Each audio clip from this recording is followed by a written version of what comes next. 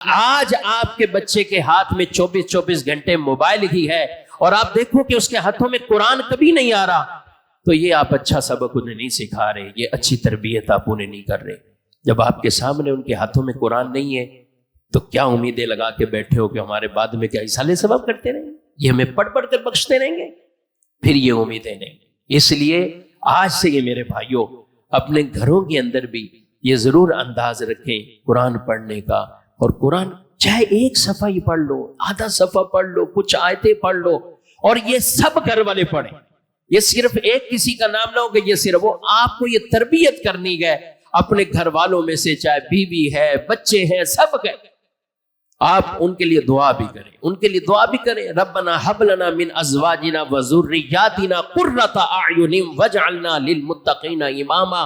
ہر وقت شکوے شکایت نہ کرو، رب کی بارگاہ میں یہ دعا کرو۔ قرآن پاک کے اندر بڑی بہترین یہ دعا ہے، آپ اللہ کی بارگاہ میں دعا کرو، اے اللہ میری بیوی کو، میرے بچوں کو میری آنکھوں کی ٹھنڈک بنا دے، میری بیوی کو، میرے بچوں کو، اور میری آنکھوں کی یہ ٹھنڈک بنا دے، سکون بنا دے، چین بنا دے، ہمارے یہ دکھ، درد، الم، تکالیف یہ دور ہو جائے۔ تو جب آپ ان کے لیے دعا کرو گے، لیکن مسئلہ یہی ہے کہ جس نے سمجھانا ہے وہ خود نہ سمجھے تو پھر کیا کہیں گے؟ جس نے یہ سمجھانا ہے، اور کبھی کبھی ہم بیان کرتے ہیں ماں باپ کا چہرہ دیکھو، مقبول حج کا ثواب ہے، بالکل ثواب ہے، اچھی بات، یہ ہے ثواب کا کام۔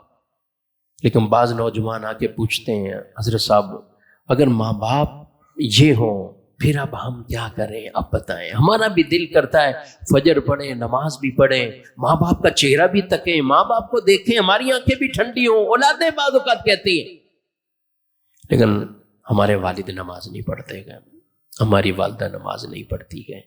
یہ میں کسی کا نام تو نہیں لے رہا، مگر ہے اس طرح کے۔ بعض بچوں کو اچھی تعلیم تربیت مل جاتی ہے، لیکن ماں باپ کا اگر یہ کردار اچھا نہیں ہوگا نا تو یہ بچوں کی اس تربیت پر اثر ڈالے گا۔ میں بہت معذرت چاہوں گا اپنے ماں باپ، جن کے بھی ماں باپ حیات ہیں، اللہ ان کو طویل عافیت والی عمر عطا فرمائے۔ لیکن جتنے بھی ماں باپ مجھے سن رہے ہیں، ابھی جو بھی افراد سن رہے ہیں، بعد میں ہماری اس بیان کو سنیں گے، خدا را اپنے طرز عمل پر ہم ضرور غور کریں۔